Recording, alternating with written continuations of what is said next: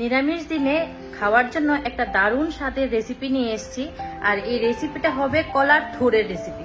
কলার থুরকে কে কিভাবে বলে সেটা তো আমার জানা নেই, তো আমরা এটাকে থুরই বলি। এই রান্নাটার জন্য আমি কলার থুরকে ভালো করে ধুয়ে কেটে সুন্দর করে কুচি কুচি করে নিয়েছি। তারপর নিয়ে নিয়েছি এখানে আলু, তারপর টমেটো, আদা কুচি, আর এখানে আছে কাঁচা লঙ্কা আর গোবিন্দভোগ চাল, তারপরে তেজপাতা। জন্য আমাদের প্রথমেই চালটাকে একটু ভালো করে ধুয়ে নিতে হবে। তো চালটা এখন ভালো করে ধুয়ে আমি রান্নাটা শুরু করছি।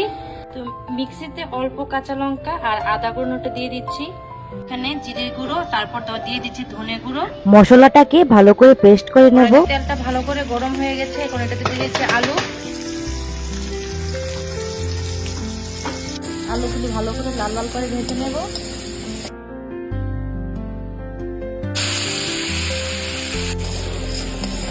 চালগুলিকে ভালো করে ভেজে নেওয়ার পর ওই কড়াইতে অল্প একটু তেল নিয়ে তাতে দিয়ে দেব ফোড়ন।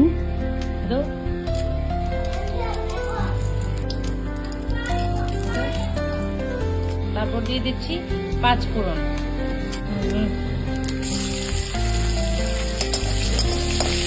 ফোড়ন দিয়ে দেওয়ার পর তারপর দিয়ে দেব টমেটো আর পেস্ট করে রাখা সেই মশলাটা। দিয়ে দেব পরিমাণ মতো হলুদ গুঁড়ো, দিয়ে দেব পরিমাণ মতো নুন। এখন মশলাটাকে ভালো করে ভেজে নেব যতক্ষণ না তেল উঠে আসে মশলা থেকে। একদম বলক এসে গেলে তার মধ্যে দিয়ে দেব আমি কেটে রাখা। মশলাটা ভালো করে শুকিয়ে গেছে আর তাতে তেলও চলে আসছে। এখন তাতে দিয়ে দেব কেটে রাখা সেই থুরগুলো। ভালো করে এই রান্নাটা খুবই সহজ, খেতেও খুব মজাদার হয়। থুরগুলি মশলার সাথে ভালো করে মিক্স করে তারপর তাতে দিয়ে দেব ভেজে রাখা সেই চালগুলো। চালগুলি দিয়ে দেওয়ার পর কিছুক্ষণ সময় ঢাকনা চাপা দিয়ে রেখে দেব। ভালো করে এটা সিদ্ধ হয়ে গেলে তারপর দিয়ে দেব ভেজে রাখা আলুগুলো।